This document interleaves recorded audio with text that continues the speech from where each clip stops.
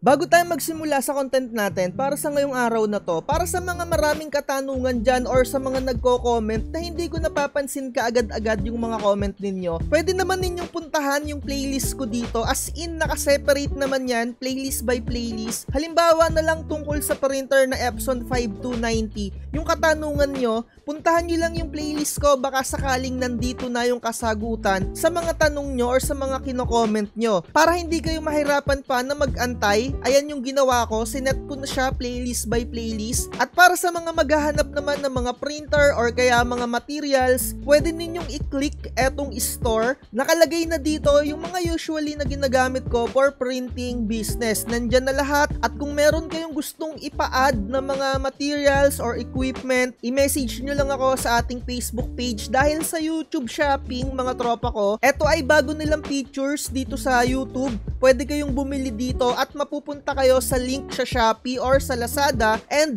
kapag dito kayo bibili sa store ko, magkakaroon kayo ng napakalaking voucher. Usually 1,500 yung pinaka-discount kung ma-reach mo yung pinaka-minimum order. Anyway, ang content natin para sa ngayong araw na to, tuturuan ko lang kayo kung papaano ninyo magagamit yung mga nakukuha ninyo na mga template na mga nakalagay ay free. At lagi kong sinasabi sa inyo mga tropa, kunin nyo lang yung mga information na pwede ninyong magamit, i-absorb nyo lang yon. At when it comes naman, kung meron na kayong mga napapansin na hindi kaaya-aya, what I mean, yung alam nyo naman na siguro, yung halimbawa meron ng mga something na i-offer, kung nakikita nyo naman na worth it yung pinaka-presyo, i-grab nyo. Pero kung napapansin nyo or parang binibait lang kayo sa mga free na mga nakukuha ninyo sa internet, mag-ingat-ingat kayo, no? Anyway, eto nga, no, may nakalagay dito na free sticker. Kunin nyo na lang sa page neto ni Happy Life of J. Usually, mga nagsesend sila or nagpo-post sila ng mga free na mga template. And syempre, yung mga bagay na yan, aminin naman natin sa hindi, ginagawa nila yan para tumaas din yung followers nila, and syempre, para ma-notice dito sa social media. Usually, yung mga ginagawa ko din, no, eto lang yung kanilang way. And yung way ko, ginagawang ko ng mga vlogs, and sila naman, nagpi-free sila ng mga stickers. And eto, ituturo ko sa inyo kung paano natin to magagamit. And kasi nakalagay dito, ready to print na siya, pero kung gagawin natin siya na sticker, hindi naman natin talaga yan ipiprint kasi nakabuo siya, nakadikit siya. Kung matagal na kayong nanonood dito sa channel natin, alam nyo na kung paano siya i-layout. Kasi mga tropa, kung wala kayong mga platter cutter, sayang naman yung pinaka-background niya kung guguntingin nyo lang, diba? At ipiprint nyo siya ng direkta. Para magamit natin to ng maayos, ituturo ko sa inyo. At again, para makuha ninyo yung template na to, bisitahin nyo na lang yung Facebook page neto ni Happy Life of J. Kasi hindi natin pwedeng i-repost yung pinaka-template. Anyway, salamat Happy Life of J sa mga ginagawa mong kagaya ng ganito. Kasi napakalaking tulong talaga niyan para sa mga crafters or para sa mga may printing business na hindi marunong gumawa ng design. Anyway, eto na nga yung mangyayari. Yung pinaka-template na sinesend niya or pinopost niya for free, eto yan, mapupunta tayo sa Canva. Once na maklik nyo yung pinaka-link dito sa comment section, mapupunta na kayo nyan sa Canva. And eto na yung pinaka-design. Ituturo ko sa inyo at i-explain ko kung paano siya gagamitin. Kapag ka nakuha nyo na nga siya, eto na yung itsura niya, and hindi mo naman siya pwedeng i-download kaagad or as in i-print mo na siya. As in ready to print naman siya literal kung guguntingin mo lang. Pero dahil meron tayong platter cutter or Cameo or kung anumang cutter ang meron kayo or low click, diba? Pero anyway, etong content natin ha, for Cameo only. So ang diskarte para sa mga ganitong design, ang una nyong gagawin, ihiwalay nyo yung pinaka-backing niya. Usually ito yung tinatawag na sticker pack kasi pwede nyo na siyang as in na ibenta ng isang ganyan at isang pakete na yan mga tropa, and gagamitan nyo siya ng OPP plastic para maibalot nyo. Mamaya ipapakita ko sa inyo yung OPP plastic at kung saan nyo siya bibilihin. And eto na nga, ang una natin gagawin para makuha natin ng maayos yung design, kahit papano i-re-layout natin siya to the point na as is pa rin siyang ganyan. So una natin gagawin, iduduplicate natin yung pinaka page 1, and ganito na yung mangyayari. Next natin dyan, dito sa pinaka page 1, aalisin natin yung pinaka character or kung ano man yung pinaka icon or image doon. And dito naman sa pangalawa, buburahin naman natin yung pinaka background niya. 'Diba? So alisin lang natin etong dark brown na to at etong parang light brown. So alisin natin yan. So etong HP at etong Harry Potter, sayang naman kung hindi natin gagamitin, 'di ba? So alisin din natin na lang yung pinaka background and itira natin etong mga icon na to, HP and Harry Potter na yan. Kaya naman pala mga tropa, no, i-share ko na lang din, konting story time lang. Kaya ako nakita yung pinaka-vlog or yung pinaka-Facebook page nung pinagkuhaan natin neto. Merong lumabas sa newsfeed ko na Harry Potter. Fanatic din ako niyan, madalas akong nanonood dati niyan. As in, minarathon ko talaga to, part 1, part 2, part 3 before.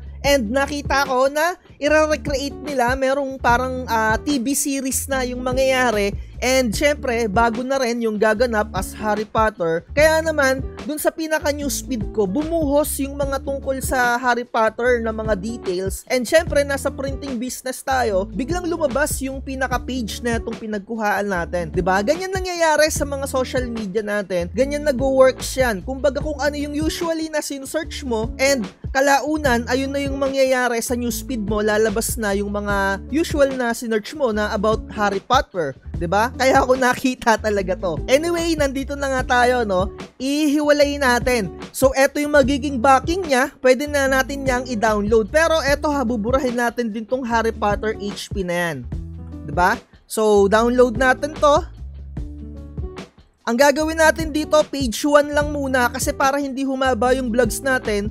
And kayo na lang yung gumawa ng sa mga susunod pa. So, download natin page 1. And next naman natin na gagawin, ida-download din natin etong pinaka page 2. So, click nyo ulit yung share. And dito sa part na to, kailangan kahit papano naka-Canva Pro kayo para ma-download nyo siya ng walang pinaka-background. So, dito, download natin, transparent background, page 2. Diba? So, download natin yan and click. So, antayin na lang natin ma-download. Tapos, syempre, kailangan na natin mag-open ng pinaka-Silhouette Studio natin. At nandito na nga pala tayo sa Silhouette Studio natin dahil nga platter cutter natin ay Cameo. At eto, kung mapapansin ninyo, no, naka-business edition tayo dito. Kung gusto nyo mag-avail ng ganyan, message nyo lang ako.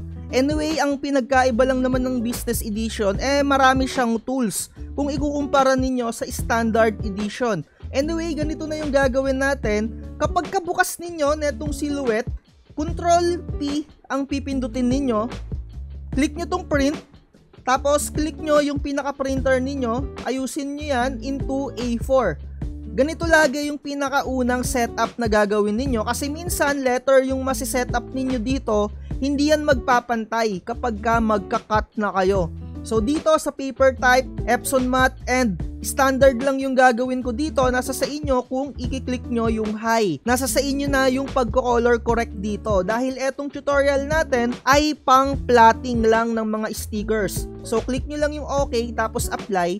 And babalik na tayo dito sa pinaka-design natin or sa pinaka-media. Merong sikreto dito sa Silhouette Studio. Kapag pinindot ninyo yung control, lalabas etong preference. Tapos dito sa import, meron siyang tinatawag dito na auto trace. Pero may cons din kapag pinindot nyo tong auto trace. Medyo mababawasan yung quality ng image kapag maglalagay kayo dito ng mga picture or pinaka-image. Pero kung medyo hindi naman kayo ganun ka-komplikado or hindi kayo ganun ka-arte yung mga mata ninyo, kung hindi nyo kayang ipagkumpara yung pagkakaiba, 'di ba, ng mga kulay-kulay, hindi nyo siya mapapansin. Pero napakalaki talaga ng epekto kapag naka-auto trace. So halimbawa, ganyan, naka-auto trace yan at yung pinaka-image natin na dinownload, ayan, kung makikita ninyo, meron na siyang pinaka-auto trace. So ilalagay na lang natin yan dito. Hindi na tayo mahihirapan pa, ikakat na lang ninyo yan, 'di ba? So ganyan. Nasa sa inyo yan mga tropa kung ganyan yung gagawin ninyo. Pero meron akong ituturo sa inyo na bagay para kahit papano mas malinaw. Pero again, yung pinaka-technique, ayan lang, ganyan lang. So, ayan, meron na kagad na pinaka-outline or naka-auto-trace na siya kagad. Ito yung isang setup or ito yung isang technique na magagamit ninyo as in yung pinaka-background ng pinaka-sticker. So, ito, pwede nyo na yung i-cut. 'Di ba? Kasi meron na siyang tracing. So, 4 ang kasya dito sa isang A4. And syempre, isi-set up muna natin yung pinaka-registration marks niya. Click nyo to, nasa upper right. And eto, click nyo lang yung on. Dito sa inset, ginagawa ko siyang sagad sa thickness 7. Ganyan yung pinaka-setup ko. So, ang gagawin nyo dito, ayan o, 4 na yung kasya dyan. Ito yung isang technique mga tropa ha. Ayan, so ganyan, ready to print na yan. Nasa sa inyo na yan kung ganyan yung strategy na gagawin ninyo. Pero ituturo ko sa inyo yung isa pang technique na malinaw talaga yung pinaka-output. Ganito ang ginagawa ko kahit sa mga stickers. Tini-turn off ko yung auto trace. Ayan, uncheck mo lang yan tapos click OK. Etong technique na to mga tropa, hindi ko to natutunan ng ako lang. Napanood ko rin to sa isang vlogger sa parang kung hindi ako nagkakamali kay Mami Epi. Dahil pare-pares lang din tayong nanonood ng mga ganitong tutorial before. Pero dahil etong mga vlogs ko eto talaga yung legit na journey ko para kahit papano malaman din ninyo. And eto, idadrag na natin yan dito. Eto ay wala na siyang auto trace. Pero I highly assure you, mas malinaw talaga kapag ka hindi naka-auto trace mga tropa. Pero kung hindi ninyo nakikita yung pagkakaiba, ganyan talaga yung quality ng mga mata ninyo kasi iba-iba tayo ng mga kakayahan mga tropa Pero kitang-kita talaga yung quality kung titignan ninyo or kung ikukumpara ninyo yung as in hindi naka-auto trace sa naka-auto trace. So eto ang next natin na gagawin dyan, click nyo itong butterfly, click nyo itong scan area, ima-manual tracing natin siya. Etong scale, papababain nyo yan. Tapos etong threshold, ipunta ninyo sa pinakasagad tapos tsaka na lang kayo magbawas para makita ninyo yung pinakamaayos na setup, 'di ba? So sa tingin ninyo yung 95% kung okay na yan, okay na, 'di ba? Nasa sa inyo yan. So para sa akin kahit papaano sabihin natin na eto 98, tapos click nyo tong trace and detach. Ang mangyayari dyan mga tropa, mawawala na yung pinaka-background niya na kulay white. Ayan ako makikita ninyo. 'Di ba? Ayan na. So next natin na gagawin, isi-separate natin yung mga yan, yung mga image na inalis natin. Ilagay muna natin yan dito sa tabi. Sa una mga tropa, medyo matagal nyo tong gagawin. Pero pagka nasanay na kayo, saglitan na lang yan. Ganito talaga yung ginagawa ko kapag may mga pa-order ako ng mga sticker pack. So next natin na gagawin, lalagyan natin siya ng pinaka-outline kagaya nung nakikita ninyo sa design natin na to. Ayan o, yung ganyan, yung kulay puti. Ima-manual natin yan, click nyo lang to, yung pinaka na-separate na natin. Pipindutin nyo tong star, click nyo yung offset. Ayan, tapos, palakihin nyo pa ng konti. Sabihin natin na ganyan, okay na yung ganyan na sukat. Tapos yung pinaka-background niya, gagawin nating puti. Ayan. Tapos, gagawin nating kulay blue yung pinaka-outline niya. So, eto, para sa akin, okay na tong ganitong galawan. Tapos, highlight nyo lang siya. Right-click, group mo. And next natin na gagawin, hindi mo naman masasabi na usually perfect lagi yung pagkakakat ng machine mo. Kaya ang gagawin natin dito, dadagdagan natin yung pinaka-background niya. Pero bago natin dagdagan yung pinaka-background niya, lagyan muna natin yung iba. So, click natin yan. Offset, lagyan natin ng background na puti, yung kulay blue yung lining. Ayan, so eto naman next, offset ulit, lagyan natin dito background na white, kulay blue. And next natin eto, offset,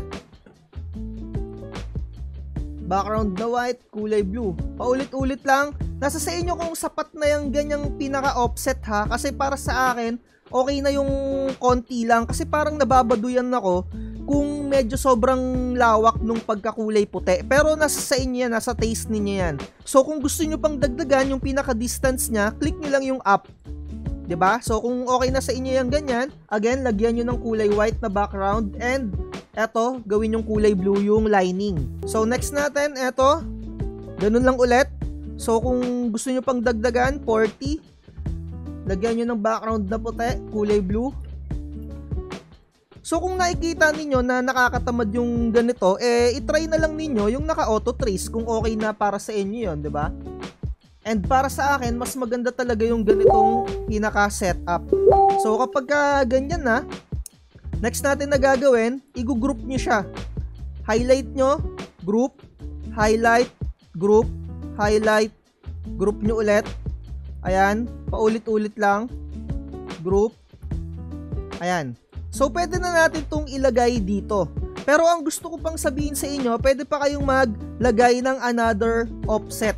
Kasi minsan sumasablay yung pagkakakat ng mga machine natin. So ito yung parang pinakadaya sa Cameo Platter Cutter natin. Lalagyan nyo siya ulit ng pinaka-offset. Ayan. Sabihin na natin na kulay red na kasi pang background lang natin yan. So ito na yung magiging pinaka-output. Lalagyan ulit natin to ng background na white. Tapos ipapatong natin yan dito. So ganyan na yan. Dito, group ulit natin. Ito, pwede na natin siyang ilagay dito sa pinakataas. Ganyan na yung mangyayari. And etong HP, ganun din yung gagawin ninyo. Offset ulit ng isa. Tapos, lagyan nyo ng background the white. 'Di ba? Group. Ang gagawin natin dyan sa pag-cut, yung kulay blue lang yung ikakat ninyo mga tropa. And nasa sa inyo na lang din kung gusto nyo nga gamitin ha, yung pinaka-backing paper. Kasi para sa akin, mas maganda na magamit nyo rin yung pinaka-backing paper para hindi sayang din. Ayos din kasi yan. Ganyan talaga pag mga sticker pack. 'Di ba ito? Offset. Kulay white. Ayan. Group mo. Tapos ilagay mo na siya dito. Kung ano yung pinaka setup, 'di ba? And eto din, ganun din. Paulit-ulit lang. Group. Etong sticker pack na mga ganito, napakaganda netong pang display mga tropa. Sa totoo lang, as in mabenta tong ganito, lalong-lalo na sa mga student. Usually mga student talaga yung mga makukuha ninyo na mga customer dito. Kasi usually dinidikit din nila to sa mga tumbler. At make sure binil sticker yung gagamitin ninyo sa pag-print. And kung gusto naman ninyo na mga budget gaming lang, ibang sticker yung gamitin ninyo, yung mga photo sticker. So dito, iayos nyo na lang kung ano yung pinaka trip ninyo dito na placing, 'di ba? Sabihin na natin na ganito, kung paano natin yan maayos. Sa paglalagay mga tropa, nung kanyang pinaka-outline or yung pinaka-kulay white na yan, nasa sa inyo na yan, diskarte nyo na yan. Kasi kung iisipin ninyo ha, once na yung pinaka-machine natin, kapag ka sumablay, magiging kulay brown yung pinaka-background niya. Kaya dinagdagan natin ng kulay white. Kumbaga kung sumablay man ng konti, meron pa siyang backup na kulay white dito. Sana nai-imagine ninyo, no? Kasi eto, kapag ka tinuklap natin yan, ayan o, di ba tutuklapin yan? Etong kulay blue lang yung magiging cut niyan. So, pagka pinindot niyo yung send, ang gagawin ninyo, i-uncheck nyo yung pinaka-red. And eto lang yung ikakat natin, yung kulay blue lang. So ayan o, kung nai-imagine na ninyo, ganyan na yung kalalabasan ng pinaka-sticker ninyo. 'Di ba?